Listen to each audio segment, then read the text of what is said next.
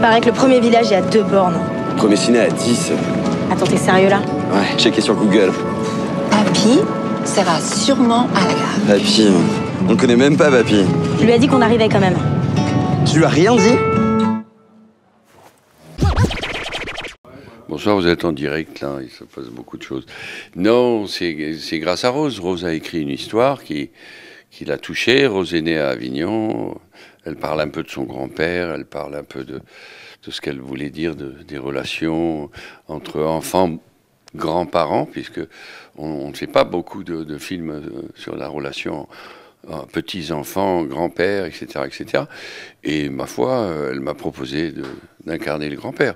Voilà, donc c'est un rôle j'allais dire de plus, mais c'est pas un rôle de plus dans ce que je fais, parce que ça m'intéresse pas du tout, quoi. Donc c'est tout à fait nouveau. C'est un film sur le dialogue, parce que évidemment il y a mon personnage, mais il y a beaucoup d'acteurs autour de moi, et je crois que Rose va vous en parler mieux que ça. J'ai pas la clim dans cette bagnole. Ouvre la vide, c'est pareil. Y a pas de réseau, là? J'en sais rien. Non, mais t'as bien un portable. J'aime pas comme sonne. 17 ans sans un coup de fil et quand ça l'arrange, elle m'envoie ses gosses. Ah, tu crois que ça l'arrange, de divorcer? Pas divorcer, ah bah, c'est le sport national. C'est bien simple, toi et moi, on est les derniers des Mohicans. C'est ton fauteuil, peut-être? Ah, peut-être. Et à la table! À Paris, on dîne pas si tôt. Ouais, bah ici, t'es chez nous, t'es pas à Paris. Intéresse-toi à eux. Communique, je sais pas, moi. De toute façon, j'ai rencard pour un chat. T'auras assez de bites? Je sais pas. Allez, pomme cul. Ben, moi non plus, je sais pas.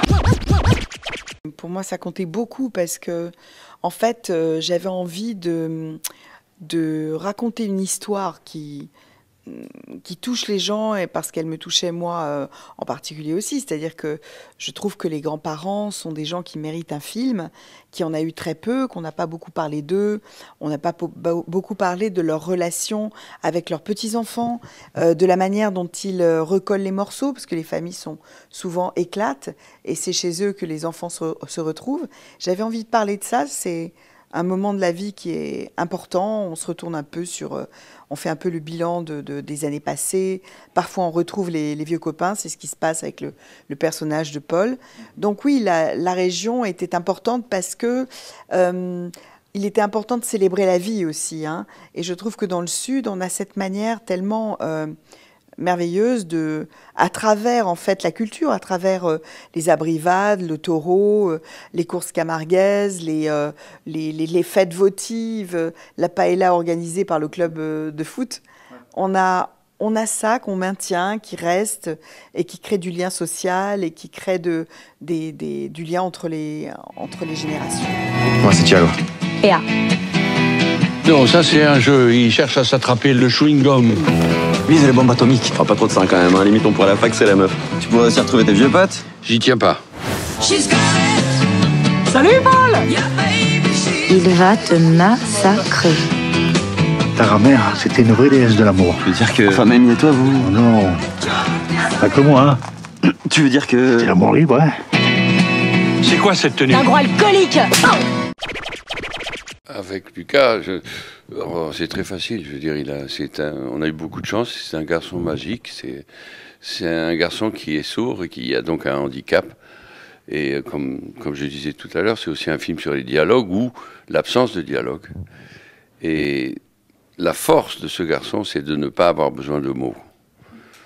Quand il nous regarde, il nous rend meilleurs quelque part. C'est ce que j'ose le dire aujourd'hui parce que c'est moi qui le dis et j'ai vécu avec lui pendant un bout de temps, sans être son copain, sans être son père, sans être rien du tout, simplement un partenaire parce que moi je n'aime pas paterner les autres acteurs. J'aime bien faire les films avec des gens qui font des films pour le film, pour les spectateurs, pas pour se gaver de faux semblants, quoi.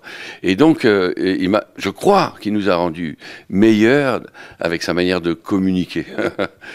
Et alors, vous verrez, il y a une scène, évidemment, où le dialogue se renoue, et elle vient de lui. C'est Rose qui a écrit, évidemment, mais c'est lui qui en a l'initiative. Donc, c'est un film... C'est pour ça qu'il est difficile d'en parler, parce qu'il a beaucoup de niveaux, ce film. Il n'est pas que une histoire de familiale, il n'est pas que une histoire avec un sourd à l'intérieur d'une histoire d'amour que la sœur a avec quelqu'un d'autre. Il n'est pas une histoire que de la province, il n'est pas que de la comédie, n'est-ce pas ? C'est-à-dire que c'est un peu comme dans la vie, c'est une comédie dans le sens où on est dans le sud, il se passe des situations qui sont comiques, comme par exemple quand les ados vont en vacances et vivent leurs premières histoires d'amour. C'est sûr, on a ça. Mais on a aussi, comme dans la vie, des moments où on est complètement retourné, complètement décontenancé. À un moment, Paul, sa femme qui est jouée par Anna Galliena, l'interpelle en lui disant « Mais je ne sais pas, communique !» Et lui, il dit « Moi non plus, je ne sais pas. » Donc en fait, c'est le chemin qu'ils vont emprunter les uns et les autres à travers cet été pour se rejoindre. On sait qu'ils vont se rejoindre, mais c'est comment ils y arrivent qui est intéressant.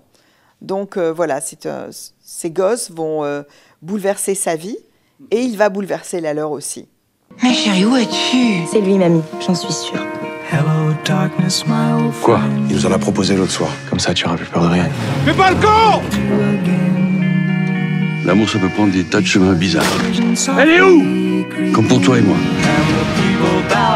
Tu viendras? À Paris, la ville où les gens disent c'est formidable, je vois pas le temps passer. Tu veux ma mort?